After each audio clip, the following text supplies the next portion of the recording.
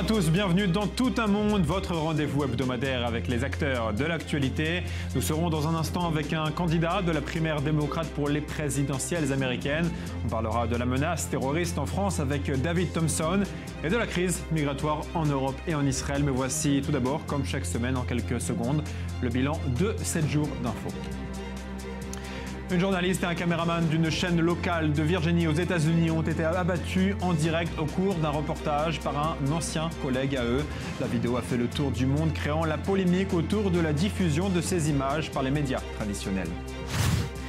Le président syrien a indiqué qu'il n'y aura pas de représailles immédiates suite aux affrontements à la frontière israélo-syrienne et qu'il devait d'abord s'occuper de ce qu'il a qualifié de supplétif d'Israël.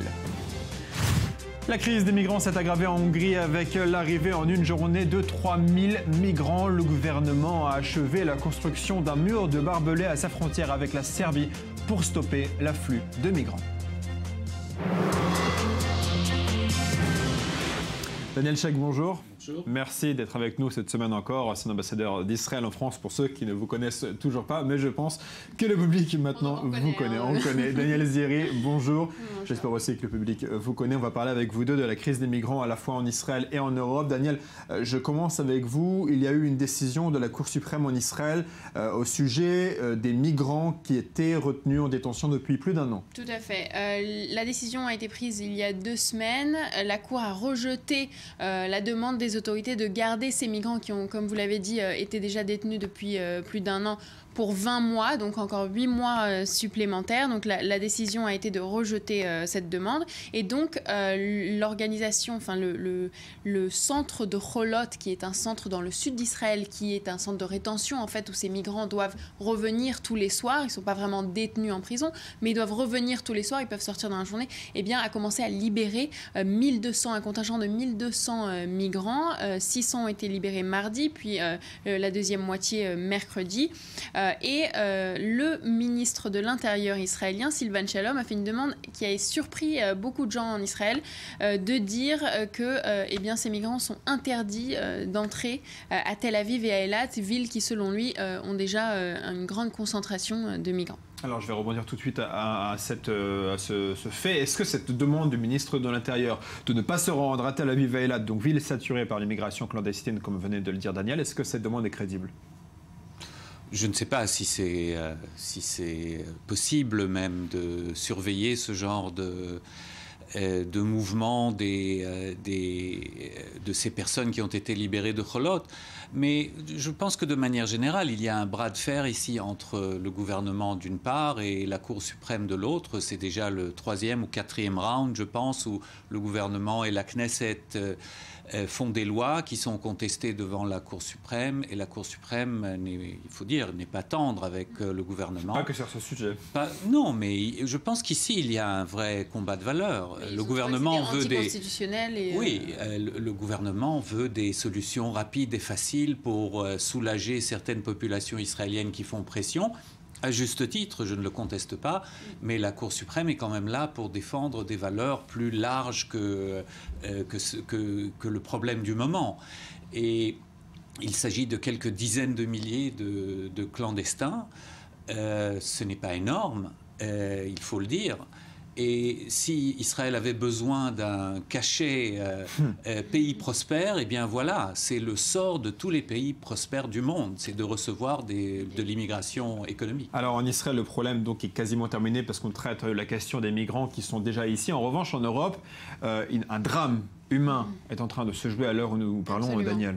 Ouais, c'est tragique. On peut dire que cette année, vraiment, la crise des migrants s'est amplifiée, est devenue encore plus grave en Europe. Certains disent même que la mer Méditerranée est devenue un cimetière pour les migrants, surtout venus d'Afrique, mais pas seulement, Julien, puisque les migrants venus de la Syrie commencent à affluer en Europe. L'île de Kos en Grèce est devenue une sorte de passage pour ces migrants-là pour arriver dans différents pays de l'Union européenne.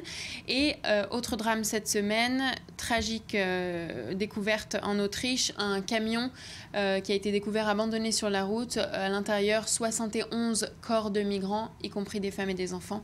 Donc vraiment une tragédie et un drame qui se déroule sur plusieurs mois déjà. Daniel, vous avez dit la semaine dernière à propos de la grève des détenus palestiniens, sujet qui n'a aucun rapport, je vous l'accorde, mais vous avez dit que les États sont désarmés face à des actes non violents. Est-ce que c'est aussi le cas lorsqu'on voit des familles qui sont prêtes à risquer leur vie sur des embarcations de fortune pour rejoindre l'Europe ? Il y a des similitudes, même si il ne s'agit pas ici ni de violence ni de non-violence. Mais j'ose dire qu'avec ce qui s'est passé cette année, si on regarde les derniers mois, je pense que la migration va devenir le problème numéro 1 du monde développé, peut-être dans cette première moitié du XXIe siècle. Ça se dessine comme ça. Et si on regarde l'histoire, vous savez, des migrations des peuples, on en a vu depuis la nuit des temps. L'Europe s'est constituée de cette manière au Moyen-Âge, avant le Moyen-Âge, 4e, 5e, 6e siècle, l'Europe, les États-Unis.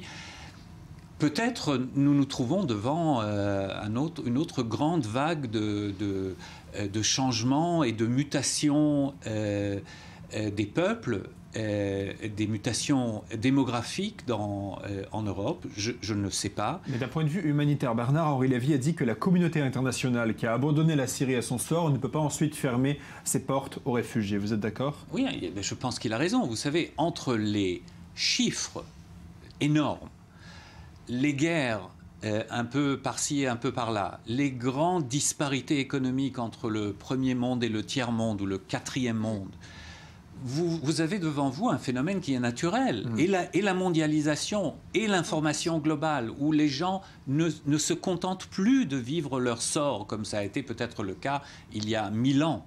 Aujourd'hui, tout le monde sait que la vie peut être meilleure et va tout faire pour essayer de le faire. Comment l'Europe va s'en sortir, c'est une grande question que nous allons sans doute encore suivre pendant des années. Merci Daniel Sheikh. Daniel, vous ne le savez peut-être pas, mais c'est la dernière fois que nous sommes assis tous les trois autour de cette table, puisque l'autre Daniel qui est en face de vous va dans quelques jours traverser la Méditerranée, pas sur une embarcation. Encore une migrante. Quand j'ai fait l'émission, j'ai pas vu que tu avais écrit ça. En effet, ce n'était pas écrit. Elle va donc s'envoler dans quelques jours, traverser la Méditerranée et l'Atlantique pour s'installer non pas en Europe, donc, mais à New York. Alors au-delà de la joie sincère que nous ressentons pour elle de la voir rejoindre une ville qu'elle aime tant, on le sait, et bien que nous savons que le lien journalistique ne sera pas perdu, je dois avouer mon émotion à l'idée de ne plus recevoir des SMS à 3h du matin me demandant si je préfère couper la deuxième ou troisième question de l'interview du spécialiste de l'économie grecque. Je n'entendrai plus non plus crier dans les couloirs d'i24 News « Allez Julien, tu rentres, on n'a pas le temps ». Et enfin, je n'entendrai plus ces phrases surréalistes comme « J'ai trouvé un caméraman en Azerbaïdjan, prépare des questions sur le système politique du pays ». Le genre de phrase qui, en général, me laissait sans voix. Bref, vous l'avez compris, tout un monde existe depuis près d'un an parce que Daniel Zeri travaille 24 heures sur 24. Pourquoi ? Pour s'adapter au fuseau horaire des quatre coins du monde. Et parce qu'elle a cette qualité si précieuse, la conscience professionnelle. Alors Daniel, merci. Merci bonne beaucoup. Chance. Tu m'as et bonne route. Bombardement d'informations, là. Merci beaucoup. On part aux États-Unis où nous attend le gouverneur de Rhode Island et candidat à la primaire démocrate pour les élections présidentielles américaines, Lincoln Chafee. Bonjour, merci d'être avec nous. Merci de m'avoir invité.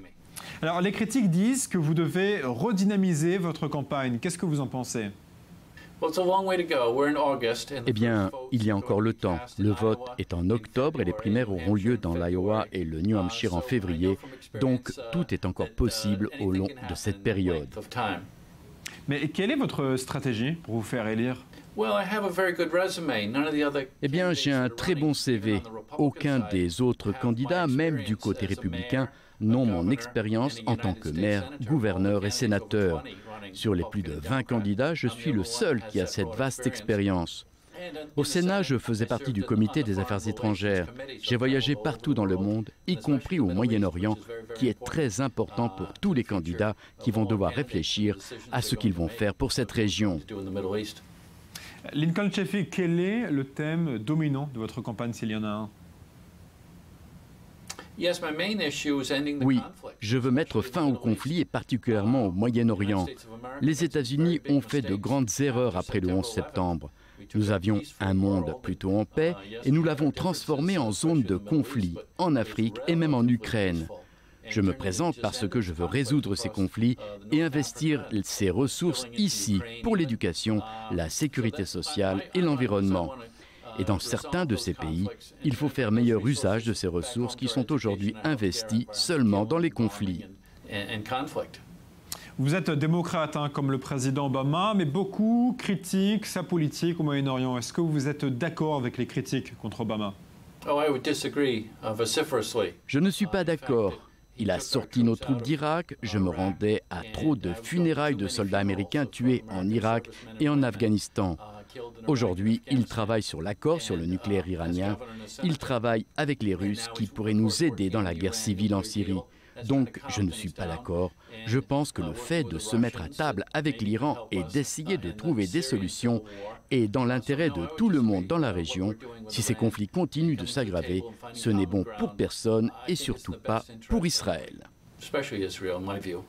Toujours dans le camp démocrate, est-ce que la candidature de Joe Biden est souhaitable?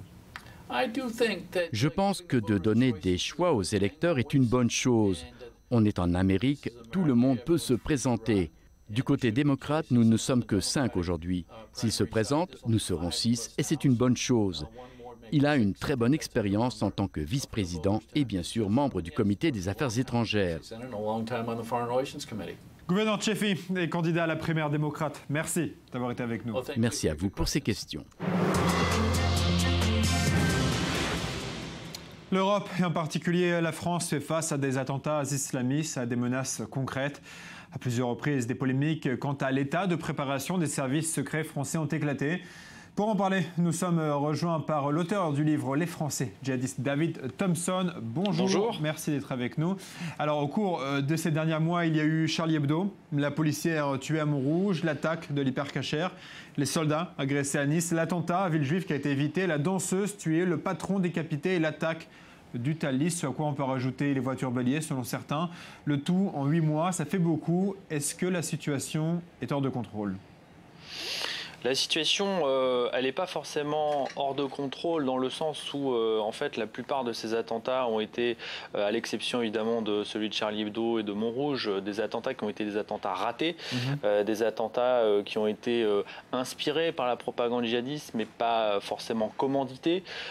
Aujourd'hui, il y a une situation qui est une situation qu'il faut reconnaître, c'est une réalité, c'est que le système français sécuritaire, comme celui de n'importe quelle démocratie, il n'est pas infaillible. Mais David, pourquoi est-ce que la France est devenue une telle cible ? C'est une bonne question parce que, en fait, la France, c'est le pays qui est le plus menacé aujourd'hui par l'État islamique. Beaucoup plus que n'importe quel autre pays européen, n'importe quel autre pays de la coalition.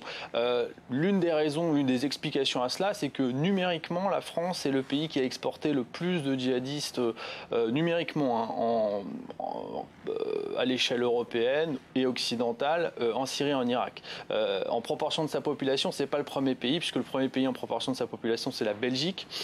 Mais du coup, la France, en fait, cristallise toutes les menaces, en particulier de l'État islamique, aussi en raison peut-être de ce que la France représente en termes de symboles politiques. La France est aussi le pays de la laïcité, c'est le pays qui a voté cette fameuse loi interdisant le voile intégral. Donc, c'est le pays qui cristallise pour toutes ces raisons-là et pour le symbole que le pays représente, qui cristallise toutes les détestations et les menaces djihadistes. Ça, c'est une autre réalité. C'est le pays qui est le plus menacé parmi les pays occidentaux aujourd'hui par la propagande djihadiste. Alors, vous avez parlé des Français qui rejoignent la Syrie. Vous qui avez couvert en tant que journaliste des pays comme la Tunisie et la Libye et qui connaissez le profil des Français qui rejoignent le djihad, est-ce que vous diriez que la principale menace qui pèse sur la France est extérieure ou bien au contraire intérieure de la part de ces jeunes Français radicalisés ? En fait, les deux cas de figure existent aujourd'hui. Les services de renseignement, la police, les autorités politiques ont longtemps eu peur des retours de djihadistes, mais aujourd'hui on constate que le plus d'attaques qui ont été en tout cas tentées et menées ont été le fait de gens qui n'étaient pas partis sur les terres de djihad et qui avaient agi sur incitation, qui avaient été incités soit par des combattants de l'État islamique, si on prend l'exemple de l'Isère, c'est ce qui s'est passé, ou qui avaient été influencés par la propagande et qui avaient agi sous cette influence sans pour autant avoir subi de formation. Alors, vous savez, nous sommes ici en Israël, on a vu les hommes politiques locaux, notamment le chef de la diplomatie, critiquer le gouvernement français au moment des attentats de janvier. Il disait souvent que la France s'est réveillée trop tard finalement. Est-ce que vous êtes d'accord ou est-ce que la critique est injustifiée ? En fait, ce qui s'est passé, pour parler clairement, je pense que l'autorité française, l'autorité publique, l'autorité politique s'est réveillée, on va dire, au printemps 2014, printemps-été 2014, au moment où on était déjà sur des ampleurs très importantes. C'est-à-dire qu'on était déjà, selon les chiffres officiels, sur 700 à 1000 personnes concernées par le phénomène. Donc, de ce point de vue-là, on peut dire qu'il y a eu peut-être une mauvaise anticipation parce que à cette époque-là, jusqu'au printemps 2014, je pense que les renseignements français, ou sans parler des renseignements, mais je pense que de façon, les médias, le politique pensait que la terre de djihad, la menace, c'était l'Afghanistan, c'était encore le Waziristan, etc. Alors que c'était en Syrie, à ce moment-là, que tout se passait. Merci David Thompson d'avoir été avec nous. Merci à vous. Et c'était Le Monde de cette semaine, tel que nous l'avons vu. Rendez-vous dimanche prochain. Bonne semaine à tous.